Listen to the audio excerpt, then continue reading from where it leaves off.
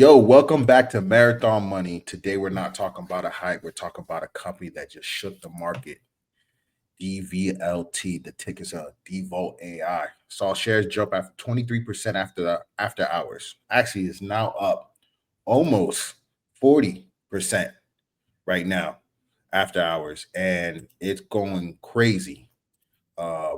With the market right now is up almost $1.19, 42% this morning at 5 a.m. New York time. We have the CEO on the show. That's who you see on the screen, Nathan Bradley. How's the excitement treating you? Hi, Kenny. Thanks for having me. Look, it's pretty fresh deal. We've been working night and day. I've been traveling quite a bit. We've been talking quite a bit. So, I appreciate you taking the time to spotlight us.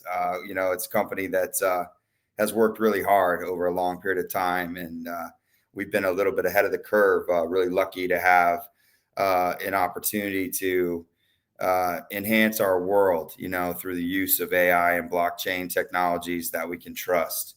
Datavault is about building a model that allows people to use AI, but also not have their identity stripped or their content pilfered. There is a subservient role that AI is to play, and when it serves us, we have a major opportunity. And so Datavault's about putting data to work for people. We believe we've solved for poverty. We believe we have a system that can turn data to cash. It can help everybody in the world. It should put a floor in the deal. In our view of it, we think that we're going to be able to install a technology that allows for us to create a better bottom, to capitalist society in America. We don't need to be walking over people on the way to work. So the way that we believe Datavault can serve our customers, most importantly, and our stakeholders in the creation of value is really to help people see the value of data and have data respected to the point where people can have their sovereign ownership of it and their ability to see that value for the first time. And in seeing that value, being able to execute upon it. It's not something just exclusive for Bloomberg anymore, to have a special terminal where he could sell data. Brilliant, business model and way, way ahead of his time. But Bloomberg is a basic cable to what is now a YouTube that pops up everywhere inside organizations. People like you that have hustled so hard to build, a community and so many stocks that you've covered, so many successes you've had, things you've called, shots you've seen. These are all your experiences. And if we could put it in a data vault, Kenny, you could see a value. And rather than just being checking savings, you could have checking savings data and that third bank account where you've created so much value and companies have been preying on that value. You know that you've been monetized outside of your own financial realm. You've created things that created value, but other people used it. Man. So that's I'm getting a weird feedback, but okay.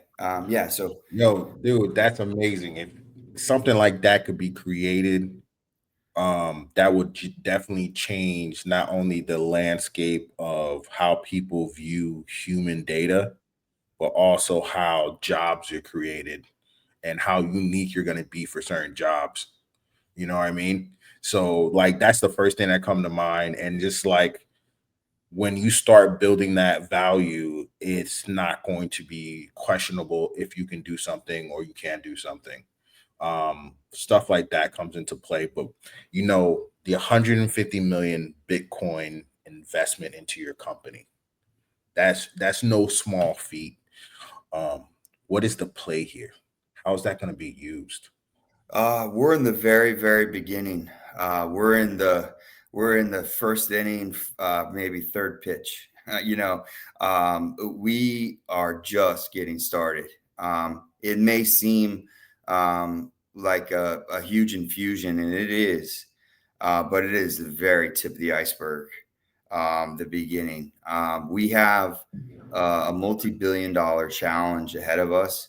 Our competitors lack of freedom to operate. We own patents.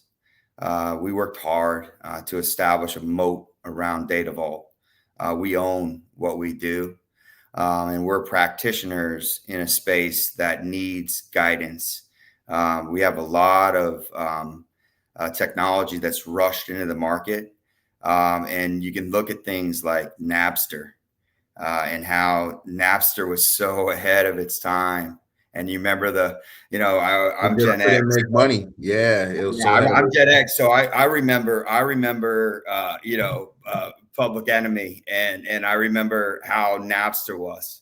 I remember how it was an amazing rush of technology, but then we started to say, what about the rights? What about the rights of the artist? What about the rights of the consumer? To just take everything they want and never pay for anything. And there was not a monetization model around Napster, and Napster failed.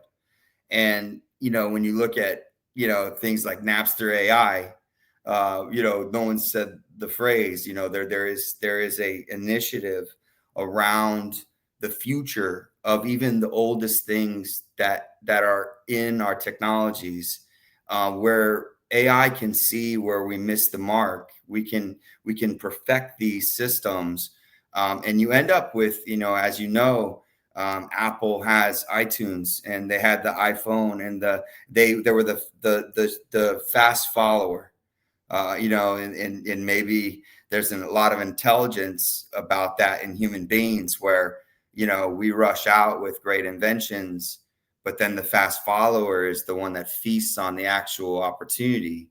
Well, what about the inventors? What about I remember Two Live Crew and all the things that were around Napster, and you remember all the creativity, but all that got stifled.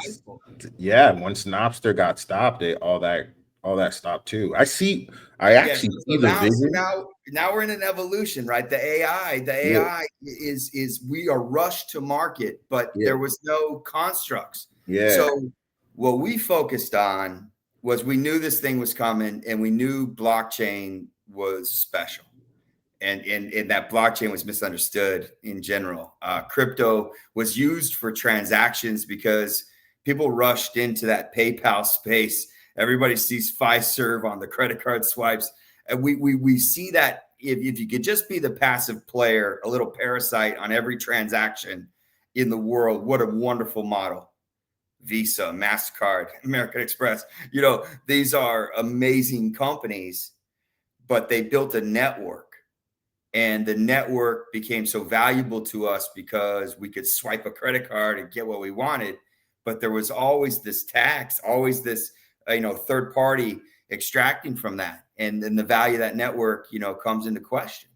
And so the blockchain enabled us to go direct. I could pay you, you could pay me, and we don't have a bank. But that introduces all kinds of problems. What, are we going to have all our money under a mattress? Are we going to have an iPhone that's got all of our money in it? And we still need a bank. We still desire security for that asset. You don't want someone to come in your skylight and take your cell phone and have all of your wealth. And so decentralization has consequence. AI has capability, but no one's put their arms around it for us to say, here's how you protect yourself. Because when AI learns you, Kenny, it doesn't need you anymore. Yep. 100%. There's no rails. There's no guardrails. Right. So if you look at Amazon, learns companies and then becomes them. What a wonderful model. If everybody signs up to sell on my platform and I learn their business and I take it to market, there's maybe one of the richest people in the world that did that model. You put up batteries, as a business on Amazon, and all of a sudden Amazon batteries show up. AI is an acceleration of that concept. AI will do that in an afternoon to your entire business, to your entire constructs, your friends, your family, find everything about you, exploit it for its own use, and leave you with nothing. So that concept is the data vault. The data vault is where you create a vault for your own self. You claim yourself. You could sue AI if AI used you improperly, if you had claimed yourself properly. And you see celebrities with rights, that do sue and successfully sue for damages, but they've created LLCs and they claim themselves. And there's so much infrastructure, for the general public. It's difficult to claim your own likeness and defend your own likeness when you're trying to make, your monthly payments and keep a family afloat in this country.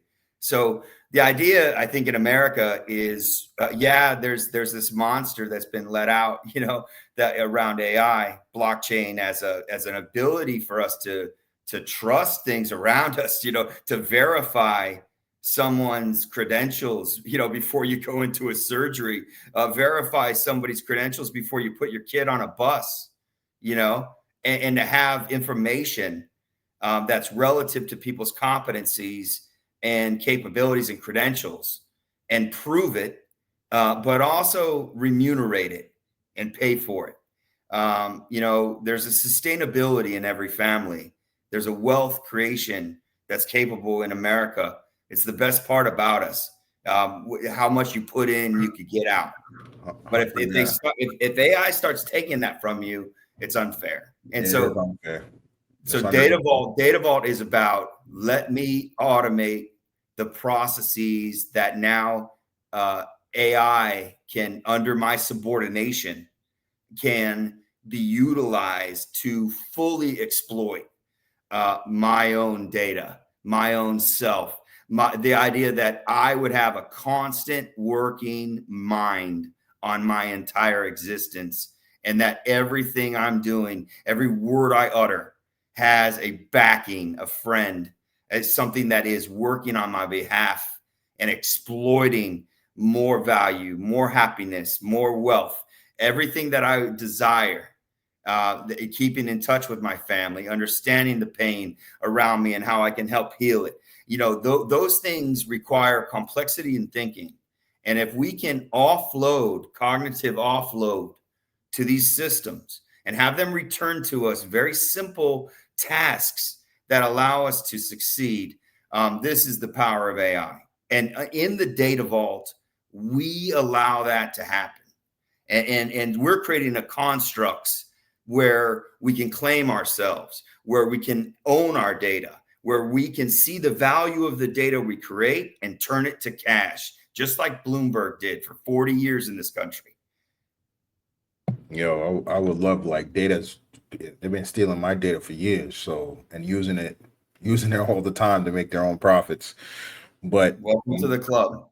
But with this kind of new accelerated growth and this technology that you have that's entering the space, and then allowing people to use their own data to monetize themselves, to keep their own likeness, what is your plan for the next 4 quarters? What does the next 4 quarters look like for Datavault right now? Yeah, I love the question. I think, for us, what we are tasked with is productization and commercialization. I spent 8 years before I went public this time. Last time I built a company called Audio Eye, ticker AEYE. We solved the internet for people with disabilities. We focused on access, the Section 508 of the Americans with Disabilities Act that allowed for ramps and rails, widening of doors. You can't go into a building and not recognize the accessibility features. You also don't look out the window and see people with ramps and rails on their backs to access your building.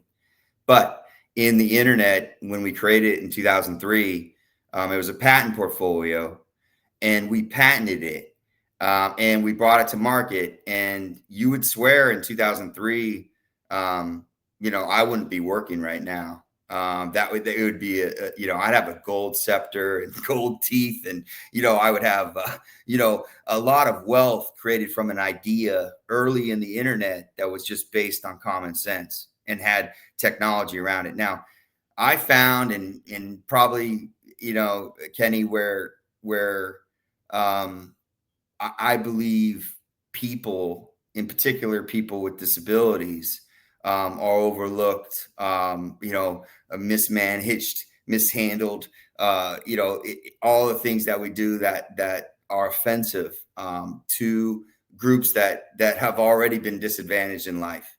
And we create technology and we expect, everybody to just get on and do what an able-bodied person would be able to do without consideration of people that face physical challenges. So we created that system. We patented it. We took it public way early, and it was a penny stock, and it suffered for many, many years. We had to convince the government that this rule would apply to the internet. We had to bring people with seeing eye dogs into the IRS and show them that we couldn't do the taxes online if you had the lack of vision, low in hearing, low in learning, and then autism, all of the things that affected people's ability to use technology, we were solving. We built a platform. If you put it up against Facebook from a code to code standpoint, what we did was harder.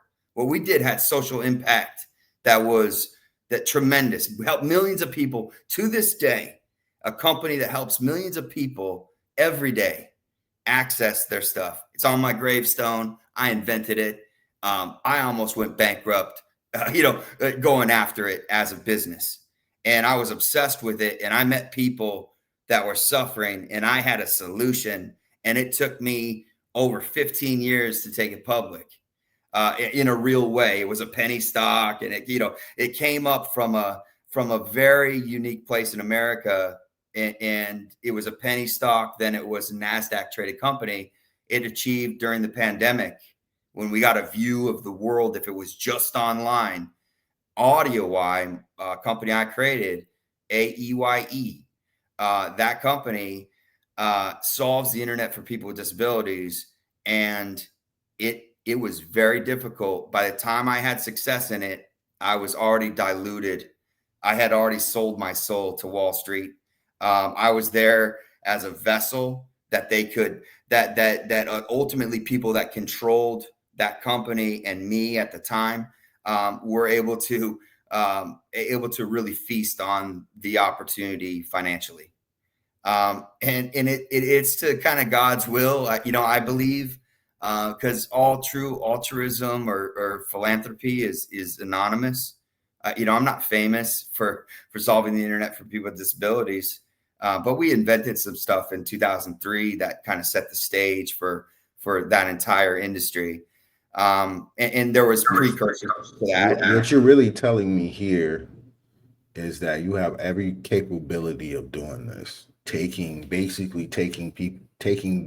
data that people have and produce on their own and making it a monetized asset. The And point about Datavault is timing. I took 8 years in patenting and building technology, and now I'm commercializing it. And you get better in life. I'm 50 years old. So, the idea that when I was a young man and I found within my team this capability that key members, Sonia Choi, Joshua Paul, Alfred Blakey, these are big thinking people who can execute. And I've left, Jeff Jones off the list, who's my CTO, who's probably one of the most brilliant people I've ever worked with. And there's a bunch of others that I've left off, Bob Bubeck and others that have really focused on this company for a long time. And what we've done as a team is executed on time. We stayed private until we were commercial ready. I learned that the public markets are a public trust, and that every dollar that comes 100%. in, you mentioned the 150 million coming in. It's a burden to me today. It is a requirement of me to make that 10 to 20 times back for my investor. But that 150 million gives you cash room. So we don't have to worry about dilution risk, because that gives you Well, and cash room. also, look, I got nibbled. There's a process of nibbling, where Wall Street nibbles on you. It gives you just enough to make sure that you're incentivized, but also make sure that their stake is much higher than yours. And that nibbling is very hard for people. You could talk to any CEO that isn't a foregoing, company that needs capital, and all companies need capital. But if you're not break even cash flow, which many technology companies can't be, because you've got to invest to get to scale, and you're trying to get into the multi-billions in a break even. And you don't want to break even in the low millions. A lot of companies get obsessed with breaking even too early, when they need to invest in scale and infrastructure, cybersecurity.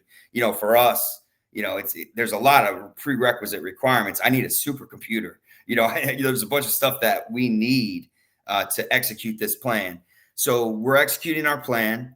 I've got key people, a lot of people from Audio AI. Jeff was the coder behind Audio AI. He's the coder behind, this incredible initiative. And he's got a team in Atlanta, Georgia, that I'd put up against anybody in the world. I would not trade a single company for their engineering team. I believe I have the best in America right there in Atlanta, Georgia.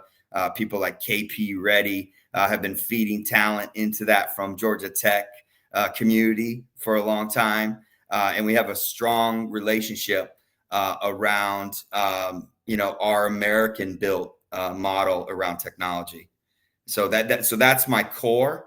And I have a lot of efficacy under my belt with my team, and we're bringing in this money to make huge returns for our investor. We're laser focused on commercialization, revenue generation, and exploiting this technology in the marketplace. So when do you think we'll be able to see like this actual platform where people's data actually get monetized, and they can start seeing generate measurable revenue? When do you think You can read? So we are commercial ready. We are working with IBM right now on I saw that partnership. Yeah. So the beauty of AI is there is utilities and agents that we're turning up. We're turning up a valuation engine and a scoring engine. And those are agents that use the watsonx AI platform. And we're using IBM engineers, orchestrated by Jeffrey Jones, my CTO, that is helping infuse our patented technology on top of IBM's, industry leading AI platform. And we believe it's the trusted American AI. And we're building on that bones, connections to all blockchains. You saw we announced XRP. We've already been integrated to Bit sidechain. So we're at the top tier, and then all the way down to Chia and Phantom and, all the chains. So we're chain agnostic. And we have a platform that any person can go to Datavault.one. This is Datavault.one, and you can request an account, and you can start to load data assets into a platform. Man, so one question I really want to ask you: what 3 big catalysts investors should watch out for in the next 6 to 12 months, or 18? So, I really feel catalyst for us will be our supercomputer. We announced yesterday, obviously, this 150 million. There's a site selection and a couple of key aspects to that. And then, we're putting together also, if you look at the exchanges, We've announced a capability tied with Nyiax that's has a NASDAQ affiliation. We're able to use the NASDAQ financial framework through Nyiax to trade tokens on the NASDAQ. And so our data vaults are monetized with NASDAQ infrastructure. We're priced out with IBM. So we're using IBM in the middle. And on the front, we have Clear. So you're able to KYC the customer. You're able to develop your data assets and tokenize them, and then you can trade them on the NASDAQ.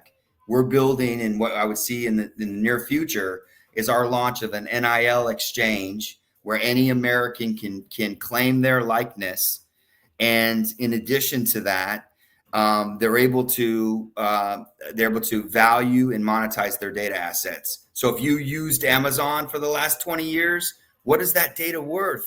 And you can pump that into your data vault. And by the way, we never take data, we never touch it. Our secret sauce is that we are a meta layer. We use the Web3 model where we don't move data. We do a touchless appraisal of it, and we allow you to sell it from your own software vending machine. We create a vending machine data vault inside your own infrastructure, and we allow you to see its value for the first time, to experience your data, and also see its value and turn it to cash. And when in that process of turning it to cash, we're lining up specific genre-based networks and markets for you to clear your data to cash. And so we're doing that with elements. So think of copper, gold, lithium, energy like geothermal and other things that under earth that we can, under RWA, tokenize and turn to cash. So you'll see us launch an elements exchange, an NIL exchange, an American political exchange, where we take out the parasites of Act Blue and Win Red, and we start to let people invest directly to campaigns, and campaigns get the money without all this parasitical activity on top of that transaction. So we're building the American political exchange. We're building the elements exchange and the NIL exchange. And we already had the information data exchange. So sell your data using IBM infrastructure on top of patented data vault, and we help you claim your likeness and turn it to cash. When you look at the catalysts coming, it's the launch of these exchanges and the proliferation of the acoustic side of our business. We've created an exceptional acoustic technology that we own technological patents on, and you could see us exploiting that in the marketplace in the form of a standard that we're going to license out. So we're using this capital to set base and attack these markets and put our company in a position to compete in the Fortune 100. Oh, that's what we can see in the next 12 to 18 months. We got a lot of things going. And I like to hear the NILs, they're big things. Definitely data exchange is going to be huge. I can't explain to that. Politics is big. So you're really attacking some humongous platforms here that will literally brings it right to the front of people's doorstep. So that's phenomenal to hear. So let's talk about, profitability and revenue. Yeah, so that is central to our effort. I'm really blessed to have Brett Moyer on my team, my CFO. He's lived through hell. He took a company public too early. It was way ahead of its time. Had acoustic technology that was such of high quality that people OEMs or organizations like Samsung and LG that are really profit motivated, they left off a lot of features. From an audio experience standpoint, in the home right now, you can seek quality and pay for it and have amazing experiences, or you can go buy what's on the shelf and have the consumer acceptable experience. And what we're talking about on our acoustic side is this HD quality sound and our ability to use it like sonar to get more data for you into your data vault. And so, I think the real focus for us moving forward is going to be how we monetize these things at the highest margin. We're using AI to teach us where these exchanges, you mentioned we're in some big markets. Well, I assure you, they're the biggest markets. And we're working top down. And we're being efficient with the use of our technology, like the tip of the spear. Our patented technology is enabling incredible market scalability and penetration. So we're going to go into the biggest markets and turn that to profit for our company.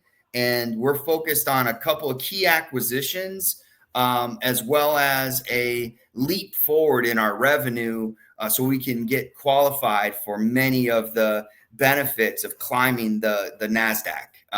You go from a penny stock, as of yesterday, into the Russell, into the Fortune 100, is where we would like to be. And we've got a lot of wood to chop, a lot of work to do. And that profitability that you're asking me about, the revenue generation, I'm 50 years old. This is 70 patents. If I drop them on your desk, it's like 2 phone books of patents we wrote. I can't do this again. This is my life's work. We're passionate about it. We love this company. We're going to take it all the way. And this is likely my last run on the NASDAQ. And we're going to make it special. Very, very special. I can 100% see it. I'm with you. I'm following. One thing before we're getting close to the end, I really want to ask this. What is the thing that you can say to investors that are in this stock right now? Your shares are your stock right now. It was at 119. It's above $1. And just the last 5 days is over 80%. Just over last night, over 30%. My thing I want to really hone on is what is one thing you can say to say, yo, what is the reason for me to stick with you, ride with you to $10, $20, $50, you know what I mean, until you get to the mountaintop? What could you say to investors? Say like, yo, ride this with me. So data valuation, data monetization. When you look at the ability to value and monetize data down to the consumer level, we have an ability to enable companies into the future to turn data to cash. If you could look at every NASDAQ company, every publicly traded company, as a matter of fact, and turn the latent potential of their data into cash on a non-balance sheet item, to move it to the balance sheet in the form of cash, that's a breakthrough unheard of. That's an economic value. There's no company that can deliver that other than Datavault, because we're patented. We're going to protect the moat. And we have patent claims that, I would tell you this, the oldest banks in America are looking to this space, tokenomics. You hear about RWA. You have to ask yourself, who has the freedom to operate in America? Who owns the United States patents on tokenomics, branded tokenomic RWA? Maybe look that up. The idea that banks will owe licensing before they're able to enter the market. We're the gatekeeper. Okay, we worked hard to build the moat. If the U.S. Patent Office means a damn thing, our company is incredibly valued, unappreciated, and has on our inventions, which taught the world a lot, have to be remunerated and protected for these shareholders. So we're going all the way to the mat on protecting this moat. You're with us because we own it for 20 years. That's why you're with us. Yeah, that's 100%. In that conversation, government contracts come into mind. Is that on the table for you guys? Of course it is. Well, the AP, the American Political Exchange, is a product of years of lobbying effort. We understand that market. We understand the inefficiencies of how it works, and we got approved by the Federal Elections Commission to get in there and solve problems. We're using blockchains, and we announced a Valor initiative using blockchain so people don't steal your Purple Heart. Don't say they served in the Marine Corps when they didn't. People say they're a Navy SEAL, and those special people get their benefits, diluted by liars. So we had a solution to that, a blockchain, a data vault. So a data vault with a Valor coin. Very simple, elegant use. Think of it like popcorn in the lobby for us. I mean, it's kindergarten to how to solve that problem, but we're doing it in an enterprise way, high cybersecurity, tier 1 secure facilities where that's going to be housed. So that simple solution is like a little flower inside our government, and we're going to solve problem after problem after problem. I don't care if it's a dog license, in a municipality. One of our founders doesn't like the dogs on Wall Street not being licensed. So the idea that we have so many opportunities, big and small. We're looking at the very top tier opportunities, and we're looking to monetize them. The federal government of the United States is number one. It's the number one target. Absolutely. We solve problems for them. We make efficiencies for them. We turn data to cash. They need cash. We have a deficit, so in a deficit environment, we are a solution. If the federal government would move RWA to a token, our national debt is gone. If you look under Earth, how close are you to that? How close are you to that? How close are you to getting that done? The technology has been there. It is not. It is socio-economic now. It's lobbying. It's getting the government to see the value of this. XRP ran out like Napster. People are afraid. You say the word token, you get banned from Yahoo if you say token. It's like there is an absurd overcorrection. Our government brings a blowtorch when they should have brought a candle. They bring a candle when they're supposed to bring a blowtorch. There is so many problems that our government is addressing, and its incompetency to handle much of any of it is offset by entrepreneurs, innovators, private companies in America that are running to our country's aid. We see this inefficiency. We see this corruption. We see all the things that the blockchain can reveal and fix. And it's simply a matter of time before common sense wins. That's why you're a Datavault shareholder, because we're solving these problems from a common sense standpoint of using AI and blockchain to fix things that it fixes. And we have Datavault, which is a patented system that helps you control that and make it worthy of our government. It's not some foreign entity or something that can't be trusted like ChatGPT, where it's just out for a profit motive that no one can kind of figure out yet, but it's huge. So my thing is Datavault is the patented player. We solve for the problems facing our country. And of course, we're focused on the federal government, and we're going to get major grant funding. And we're looking at exploiting that market across all of the areas that we fix. So we're getting close to the end. I want to summarize this, what you guys do and are. First thing I would like to say, I love companies that basically helps other people make money. And that's what you're doing. It's very plain and simple. Companies that help people make money is literally the pathway to getting successful. It's serving others. That's the right. biggest gap right now in the world is data being used, and the person giving the data is getting zero in return besides ads of stuff they like. And everybody's getting tired of it. You have figured out a way, and you have found a way to commercialize it, to figure out a way for people to make money on monetizing their data on a greater scale. You have also figured out a way to monetize the political, also, NIL deals. Basically, growing something where people can And soon later, when it becomes mass adoption, that even when a kid start at birth, everything he does, they can see the what potential value that person has and what they have done in their past. And then it will create a capital floor where you might have the potential to eradicate poverty and give Yes, everybody a chance if they want that to take it. nail on the head.